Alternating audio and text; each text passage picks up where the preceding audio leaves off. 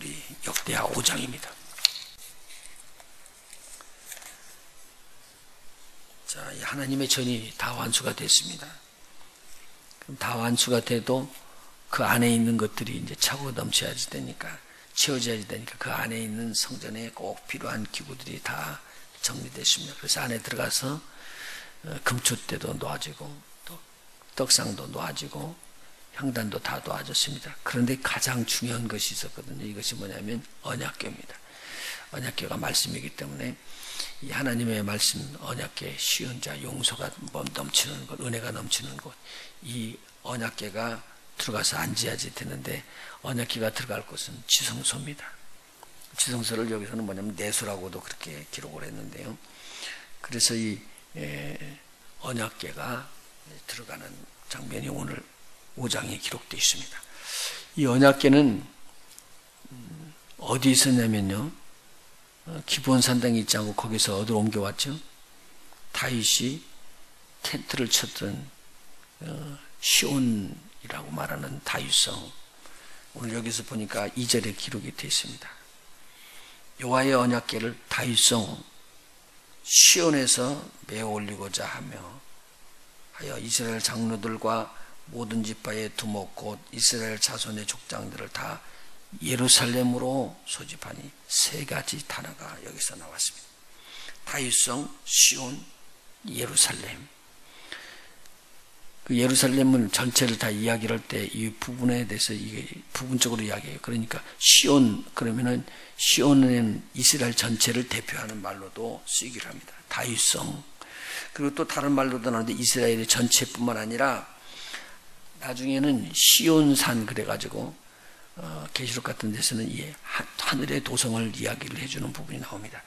이 시온 이 성에 거기에 이미 언약궤가 들어와 있는데 거기에서부터 성전 안에 지성소로 이 언약궤 법궤를 지금 옮기는 장면입니다. 이제 아마 다윗하고 그 솔로몬하고 언약궤를 옮기다가 혼난 적이 한 번 있잖아요.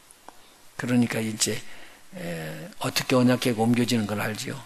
뭐 시온성에서 가깝게는 가까워도 시온성에서도 메고 옮겨야지 된다는 것을 알았기 때문에 여기서 많은 백성들 중에서 장로들을 불러 모은 장로들 앞에서 궤를 레위 족속들이, 레위 지파들이 궤를 메고 옮길 수 있도록 그렇게 합니다. 그래서 여기서 보니까 언제 그때를 하냐면은 7월 절기에 이스라엘 모든 사람을 다왕에게로 모인다고 하는 거예요. 그러니까 7월 절기 지킬 때 모이는데 먼저 모여서 그 성막에다 대고 성전에다 대고 이 언약궤를 넣고 그 다음에 안치시킨 다음에 장막절이 들어가는 거죠. 장막절이 7월 15일 날 있죠. 7월 15일 날 이게 주님 수장절이라고 그러고 이 장막절 7월 절기를 이때를 말하고 있는 것입니다. 자, 그러면은 이 예루살렘에서 7월 절기를 이렇게 지키는데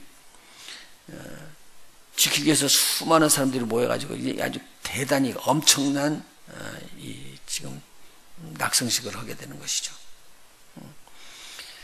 자, 여기서 보니까 5절에 보니까 4절에서 5절에요. 이스라엘 장로들이 다 모이니까 다 모인 그때 레위 사람들이 궤를 메게 되었습니다.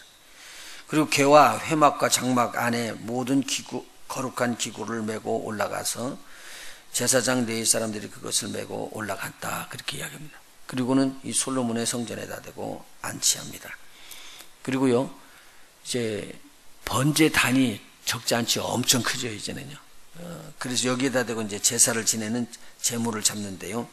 6절에 보니까 솔로몬 왕과 그 앞에 모인 이스라엘 회중이 궤 앞에 있어 양과 서로 제사를 드렸으니 그 수가 많아 기록할 수도 없고 셀 수도 없었더라. 엄청난 제사를 거기서 드리고 제사장들이 여호와의 언약궤를 그 초소로 메어 올리니 내전 지성소, 내전이라는 건 지성소를 의미하고 있습니다. 지성소 그룹들이 있는 날개 아래다 대고 그렇게 갖다 놓았습니다. 자, 이렇게 해서 언약궤가 이제 들어가서 언약궤가 자리를 딱 잡았습니다. 얼마나 귀하든지. 이때 막 솔로몬 왕이 이스라엘 백성들 중에서 막 하나님 앞에 찬양하는 찬양이 터집니다. 그런데요, 오늘 여기서 또 살펴볼 것은 10절에 보니까요, 언약궤 안에 광야에서 올 때 모세가 집어넣었던 것이 있었죠. 뭐 들어있었죠, 언약궤 안에? 두 돌판 10계명하고 아론의 장난 지팡이하고 그 다음에 만나 항아리를 집어넣는데 이때는 이것들이 없어졌어요. 뭐가 없어졌냐면 만나 항아리하고 아론의 장난 지팡이는 없어지고 돌판 2개가 지금 온전히 남아있었다 그 말이죠. 근데 어떻게 없어졌고 어떻게 했는가 지금도 몰라요. 지금도 찾아요. 그런데 뭐 그게 있겠어요. 지금까지 언약궤 2 돌파만 있었다 그렇게 이야기를 하고 있습니다. 자, 그 다음에 11절에 보니까요, 나중에 또 설명하기로 하고요. 11절에 보니까 여기 하나님을 찬양하는 자들을 준비해서 나오는데, 지금 다윗 때요 반차를 정했죠. 레위 족속들이 섬기는데요, 제사장도 반차를 정해가지고 반차들은 나가서 노래도 하고 찬양도 하고 그리고 또 수본을 뽑아가지고 제사를 지내고 그렇게 하는데, 여기서는 반차대로 하지 아니했다라는 말입니다. 이 말은 뭐냐면 이 일들은 전체 연합으로 했다라는 말이에요.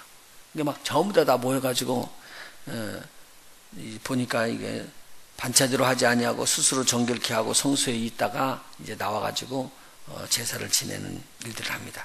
이때 레위 족속 중에서 이 찬양을 맡았던 사람이 있죠. 헤만과 아삽과 여두둔이 있는데, 이 사람들의 자녀들이 악기를 잘 다루고 또 노래도 잘하잖아요.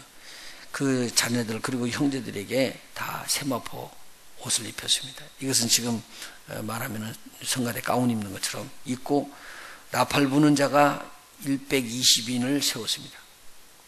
그래서 하나님을 찬양하자고 이렇게 찬양하는 순간에 나팔 부는 자가 나팔을 불고, 그리고 재금과 비파와 수금이 울려 터지면서 목소리로 같이 동시에 하나님을 찬양합니다. 이 찬양하는 내용이 아주 여기 정확하게 기록이 되어 있습니다. 하나님은 선하시고 그 자비하심이 영원히 있도다. 그리고 하나님을 높이 찬양하고 찬양하는 그 소리를 듣는 순간에 하나님께서 영광 중에 이 성전에 임하십니다. 근데 그 사인을 어떻게 나오느냐면 여호와의 전에 구름이 가득한지라, 그렇게 기록하고 있습니다. 얼마나 하나님의 영광이 강력하게 임하든지 하나님의 임재 앞에서 제사장들이 능히 섬기지를 못할 정도로 하나님의 임재하심이 충만하게 임했습니다. 그래서 하나님의 영광이 하나님의 전에 가득한 것을 볼 수가 있었다, 그렇게 기록되어 있습니다. 오늘날에도 이런 일이 일어났으면 좋겠습니다. 일어나고요. 또 저는 그 중국 선교를 처음에 갔을 때 제가 이제 말씀을 전하고 도망 나왔어요. 잡아오러 온다고 그래가지고 나오는데 땀이 얼마나 났던지 바깥에 탁 나왔는데 그 오토바이를 개조해서 뒤에다 대고 이렇게 그걸 택시라고 그러죠. 그 사람들은 택시라고 그러는데 오토바이 운전 트는데 뒤에 이제 바퀴를 갖고 이렇게 네모 반대돼서 이쪽에도 앉고 이쪽에도 앉고 사람들이 안 타는데 거기를 탄 거요. 미리 대비해서 참 좋다고 그러는데 제가 이제 제일 앞에 들어가서 탔는데 가는데 바람이 얼마나 들었던지 그 찬바람에 땀이 났던 것이 얼어붙더라고 몸이. 그래서 좀 멈추자서 그러고 집에 개인 집에 들어가서 옷을 갈아입고는 저희들 들어왔어요. 제가 지금 무슨 말이냐면 그렇게 추운 날씨였었어요. 그리고 우리는 차를 타고 들어와서 할빈으로 들어오는데 이게 100리 가까이 되는 길을 걸어서들 찾아온 거예요. 거기서 예배드렸던 사람들이 얼마나 추웠을 거예요. 근데 들어와가지고 거기 앉아가지고 이제 세례를 베풀어 달라고 그러니까 물통이 있고 뭐 지분을 수가 없잖아요. 그래서 이렇게 물 뿌리는 걸로 침례하는 대신으로 이제 세례를 주는데, 그때 하나님의 영광이 진짜 임하더라고요. 구름이 꽉 끼는 것인데, 그 집이에요, 집. 예배 드리는데. 그때 그걸 카메라로 찍었는데, 와서 보니까 제가 놀란 거예요. 와서 보니까 구름이 임해 있어요. 그 사진이 찍혔더라고. 얼마나 많이 울든지, 깡패됐던 애가 회개하고 들어가지고 이제 그 세례를 받았는데 너무 많이 울고, 치과 의사의 부인도 막 너무 많이 울고, 교장 선생님이었던 분이 리타이어 하신 분이 침례를 받는데 이렇게 세례를 베풀 때 우리 하나님의 신이 임하시더라고요. 그러니까 오늘도 하나님은 어제나 오늘이나 영원토록 돌아가신 분이 아니시고 멈춰있는 분이 아니시고 우리의 마음이 되면 하나님께서 친히 역사하시는 거죠. 얼마나 귀한 일을 본 줄 모릅니다. 제가 이렇게 그 구름이 임하는 것을 2번 제가 봤거든요. 그런데 오늘 하나님께서 함께 하신다는 사인이라. 자, 그렇다면 오늘 하나님께서 우리의 마음이 하나님의 이 전이 돼서 우리 몸이 하나님의 전이 돼서 우리 마음에 우리 주님께서 임하시고 성령께서 임하시는데, 이렇게 성령이 충만하게 임하시는 상태가 되면 우리 안에 하나님의 영광이 나타나게끔 된다는 내용이죠. 그 내용이 바로 고린도전서 6장에 나오는 말씀입니다. 한번 보십시다. 계속 읽고 또 읽고 이건 암기를 하게 되죠. 고린도전서 6장 19절부터 20절까지입니다. 같이 한번 읽어봅시다. 고린도전서 6장 19절부터 20절까지 같이 봉독합니다. 시작. 너희 몸은 너희가 하나님께로부터 받은 바 너희 가운데 계신 성령이 전인 줄을 알지 못하느냐. 너희는 너희의 것이 아니라 값으로 산 것이 되었으니 그런즉 너희 몸으로 하나님께 영광을 돌리라. 사실은 너희 몸과 영으로 하나님께 영광을 돌리라. 그렇게 다른 번역에도 나와 있습니다. 그럼 오늘 우리 몸이 성소라는 것을 이야기하는 거예요. 그러면은 옛날에 그 거룩한 성전을 짓고 거기에 있는 모든 기구를 지었을 때 무슨 의미가 있다고 그러죠? 이것은 실상이 오는 그림자라는 내용입니다. 오늘 우리가 주님의 이름으로 주님 앞에 그렇게 고백하고 들어가면서 주님이 내 안에 계시옵소서 그럴 때는 주님의 말씀인 그 말씀이 내 안에 들어오는 순간에 우리는 뭐가 된다고요? 하나님의 성소가 완전히 되는 거죠. 그래서 그 하나님의 말씀의 성소가 굉장히 중요한데, 이렇게 하나님의 말씀을 듣는 순간에 우리는 이 하나님의 아름다운 일이 일어나요. 그러니까 구약이 없으면 신약을 이해하기가 어렵다는 말이에요. 왜냐하면 그러한 실상이라는 것이 있다는 것을 알려주잖아요. 그래서 전부 다 이야기해 주는 거예요. 그러니까 오늘 시온성 다윗에 대해서도 한번 우리가 살펴보도록 그렇게 할게요. 예루살렘으로 칭하는 것이 있었죠. 오늘 거기 본문에 나오는 2절에 보니까 이 솔로몬이 여호와의 언약궤를 다윗성 곧 시온에서 메어 올리고자 하여, 그리고 여기가 예루살렘이라는 말이 있고 다윗성이라는 말이 있고 이것을 시온이라고도 이야기를 합니다. 그리고 이것이 온 이스라엘을 대표하기도 합니다. 우리 한번 성경 찾아보도록 그렇게 하시죠. 사무엘하 5장입니다.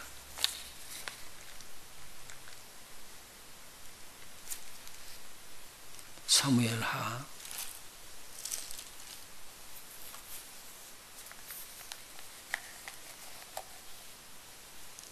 6절부터입니다. 이제 같은 단어가 나오면은 계속적으로 이제 의미 있게 될 수 있죠. 왕과 그 종자들이 예루살렘으로 가서 그 땅 거민 여부수 사람을 치려하며 그 사람들이 다윗에게 말하여 가로되 내가 이리로 들어오지 못하리라. 소경과 쩔뚝발이라도 너를 물리치리라 하니 저희 생각에는 다윗이 이리로 들어오지 못하리라 하미나 절대 이 성이 빼앗기지 않는다 그 말이죠.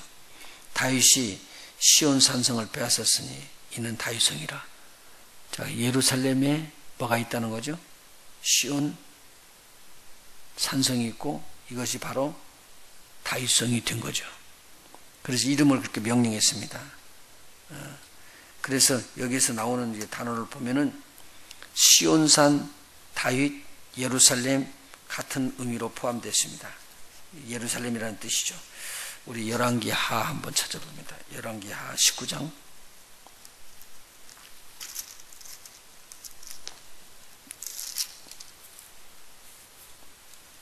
열왕기하 19장 21절입니다. 21절 22절.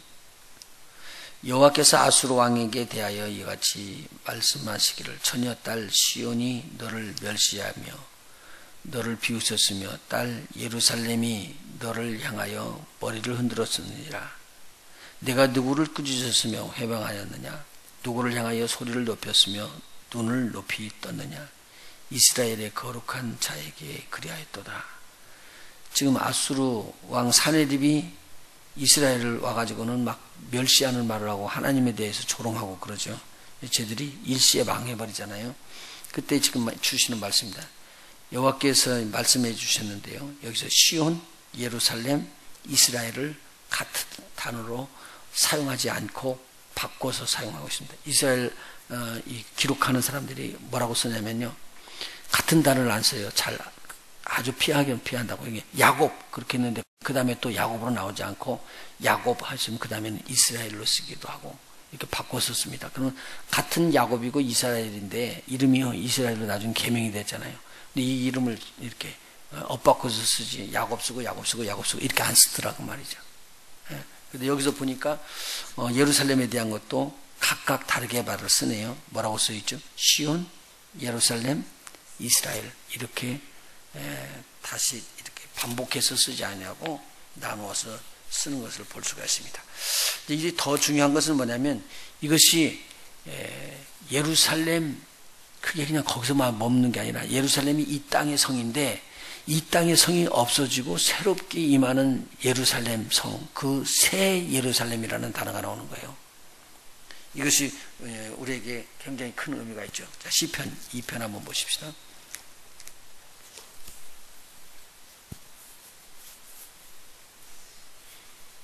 시편 2편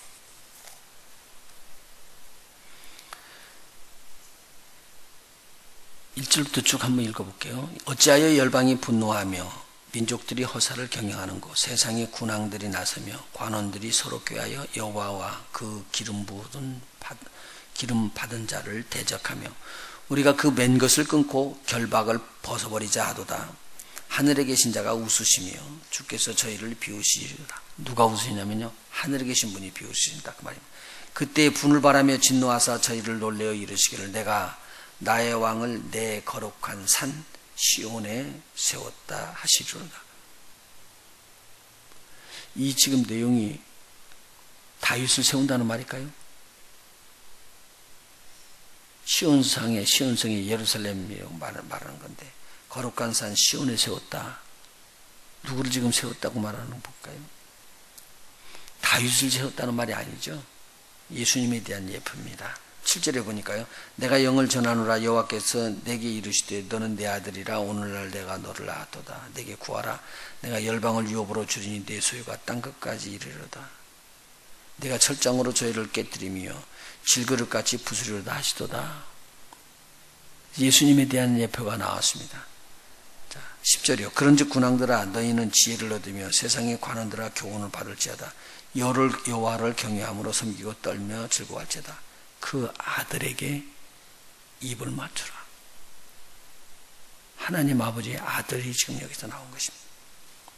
그렇지 않으면 진노하심으로 너희가 길에서 망하리니 그 진노가 급하심이라. 여호와를 의지하는 자는 다 복이 있도다. 여기서 지금 시온, 거룩한 산 시온이라는 말이 단어가 나왔습니다. 이 말은 지금 예루살렘을 이야기하는 내용만은 아닙니다. 더 넓은 의미가 있게 되죠. 시편 110편 한번 볼까요?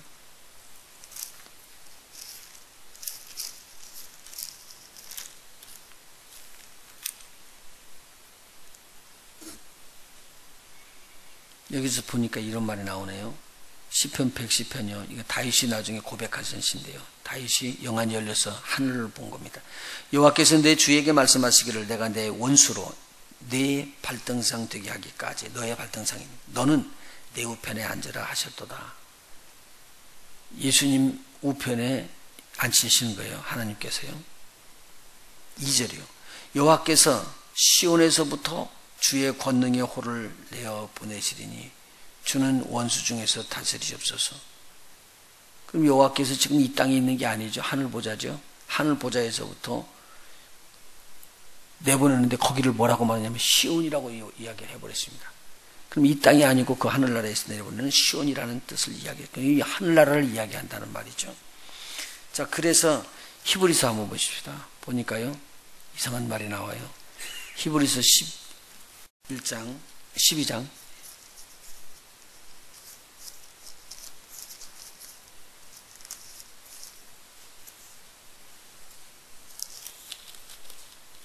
히브리서 12장이요. 22절 한번 보실까요? 그러나 너희가 이룬 곳은 시온산과 살아계신 하나님의 도성인 하늘의 예루살렘과 라고 말하고 있습니다. 자, 시온은 뭐하고 같다고요? 하늘의 예루살렘과 동등하게 놓았습니다. 이 내용을 요한계시록에 보면 나옵니다. 14장, 요한계시록 14장이요.